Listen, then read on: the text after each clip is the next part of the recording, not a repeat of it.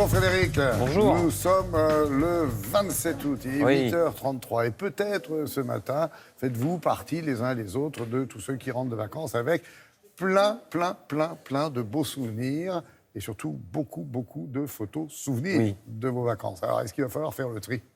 Peut-être. Oui, enfin, c'est vrai qu'on les imprime de moins en moins, de toute façon, donc ça prend de la place dans la Ça poche, disparaît de dans le facto au bout d'un smartphone. moment. Oui.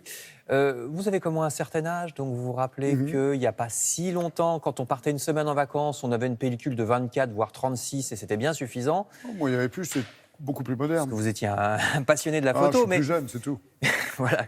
Mais regardez, désormais, en un jour seulement de vacances, en un jour, nous prenons en moyenne 55 photos par personne et 8 que nous mettons parmi ces 55 que nous mettons sur les réseaux sociaux. Et après, à propos des réseaux sociaux, ça n'est sans doute pas un hasard si, en France, les 5 premières applications pour les smartphones sont justement des applis où on peut mettre des photos. C'est surtout basé sur la photo. Regardez, le premier c'est Facebook, ensuite Messenger, voilà, puis WhatsApp, Snapchat et Instagram. Les 5 premières applications, elles sont toutes basées sur la photo. Après seulement arrivent les applications musicales ou bien de petites annonces. Et par ailleurs, il se trouve qu'à propos de nos photos, nous sommes des gros tricheurs. Et oui, parce que nous retouchons les photos.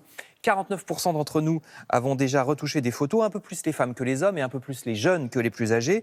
Dans l'ordre, on augmente la luminosité, on recadre, on bidouille aussi les couleurs, vous voyez, mais aussi on enlève les yeux rouges et on améliore notre visage ou le grain de notre peau. Donc si, madame, monsieur, vous vous trouvez moche sur les photos alors que tout le monde est beau, non, ne vous inquiétez pas, c'est parce que tout le monde retouche, c'est surtout ça. Oui, et puis il le faisait avant dans les laboratoires, hein, même quand c'était vrai noir aussi. et blanc. Aussi.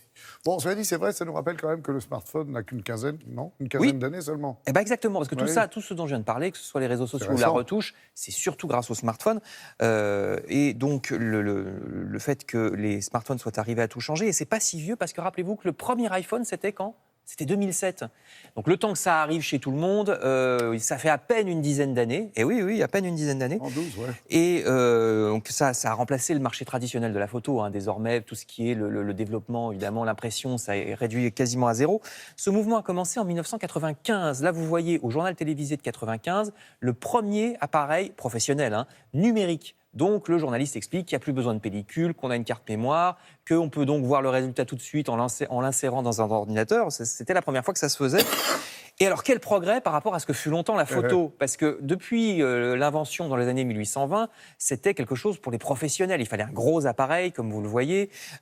C'était là, donc, dans les années 1900. Ici, en 1919, sur la plage de Trouville, il fallait poser, c'était cher, on photographiait surtout les grands événements de la vie, même là encore en 1946, les mariages, ici c'est un mariage, les communions, les naissances, il fallait un grand événement. Il faut attendre les années 60-70 pour que tout le monde commence à pouvoir se payer le réflexe avec un zoom qu'on porte sur le nombril, vous savez, en bandoulière.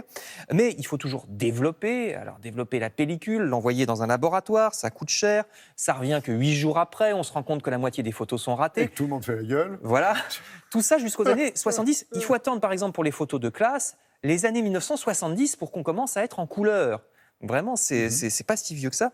Je sens que derrière leur écran, les jeunes téléspectateurs écarquillent les yeux comme si je leur parlais du Moyen-Âge, alors que non, c'était comme ça jusqu'aux années 2000. C'est comme quand je dis à mes filles que j'ai commencé en noir et blanc à la télévision. Oui, voilà. Elles rigolent. Effectivement. Alors, je termine par une mise en garde justement pour les plus jeunes, parce qu'on a tendance, et surtout les plus jeunes, à mettre un peu tout et n'importe quoi comme photo sur les réseaux sociaux, surtout n'importe quoi.